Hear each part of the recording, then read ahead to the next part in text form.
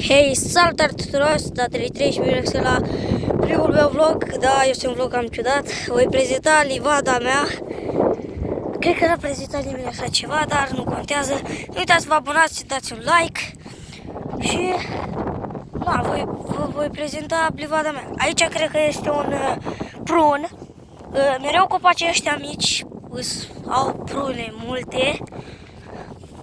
O să spun și pe aici am cireș. Acolo e un tractor, dar nu cred că se vede. Deci, băi, mult. Na. Ce vrei de la un om care stă la sară și are puțin livadă? Nu contează. Ăsta cred că e un cireș, nu un virșin. Ăsta tot pe rândurile astea sunt numai pruni și pe ăla tot. Numai că pe acolo o să fie un cireș sau un măr, bine, să se ridică ciudat, bot de iepure. Aici, pe rândul ăsta sunt vișini și până la cealaltă unde este cireș, ăsta e măr și ăsta. Pe ăsta de acolo toți sunt meri. Și bine, pe acolo și peri. Pe aici ăsta e cireș din ăsta care fur eu. Se întreabă mama de și fur. De aici toți sunt meri. Bine, nu de acolo. Toți de aici. Sunt numai meri.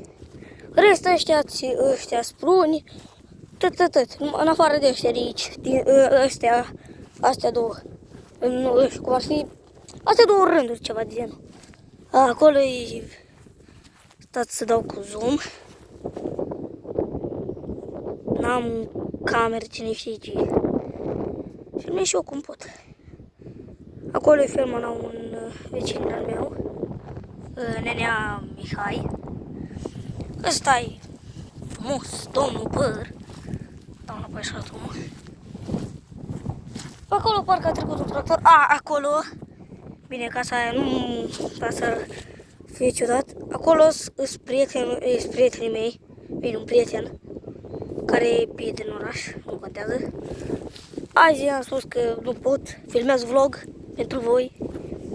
Da, uitați ăsta și cu ăștia de aici, cum ar fi ăștia. Deci ce mai umplut copaci, mulți copaci cu mele. Uitați ce rădăcină groasă are. Otul ăla. Da, e o livadă. Ce să mare. Nu știu dacă se vede. Sper să se vadă. A să fie. Uitați, se vede. Cred dacă să vedeți. Un tractor.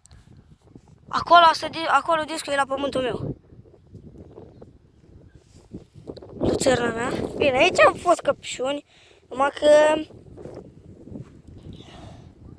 Uite. Uite cum s-a supraviețuit. Uite cu zoom. Stai. Le-am pierdut. Auzi. Uitați-le. Căpșunile mele. Aoleu. Bine, aici era plin de căpșuni.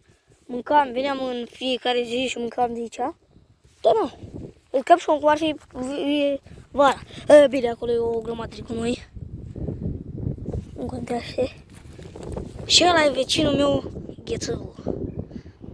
Ale mășule, bine, și aia nu vă gândiți că e soția lui, ci e mama lui. Eu credeam înainte că e soția, dacă acolo. What? Da! Eu am fost la 33. Bine, nu o să închei acum acest videoclip. O să vă arăt ceva. Vă mai arăt, să dau zoom-ul. Gata. Deci asta e livada mea. Prun. Bine, până încolo când o să fie păr și zarzăr. Aici meri. Până în deal, până să fie cireșul ăla. Pe partea aia tot, pe asta tot prun în sus. Și tot o să fie zarzăr. O să pun un pic pe pauză și o să revin mai cu detalii. Gata? Auzit? Ăsta ăla e pe tata. Salută! Fă cu mâna!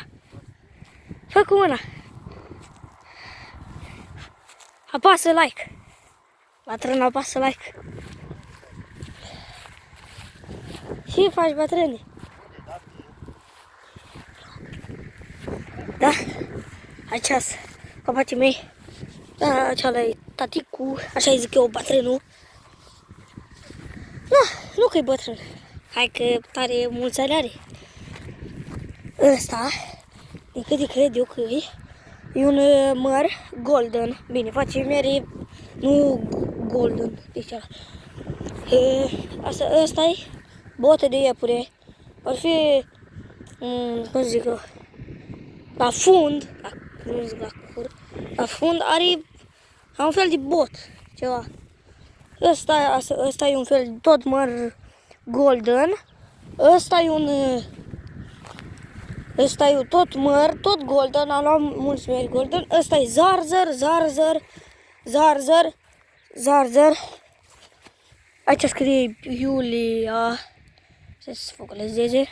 Bă, focalizează.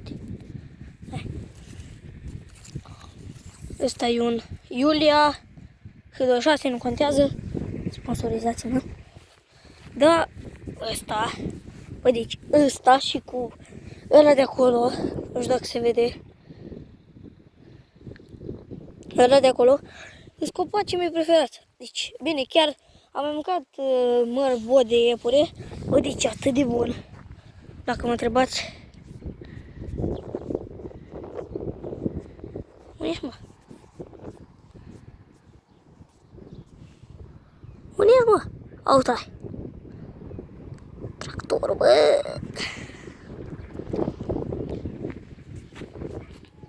Trebuie să dau zoom-ul. Mamă, deci... Și...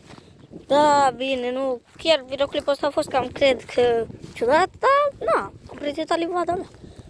Mamă, deci... Cred că acesta va fi acest videoclip. Eu am fost Andrei 3. Pa!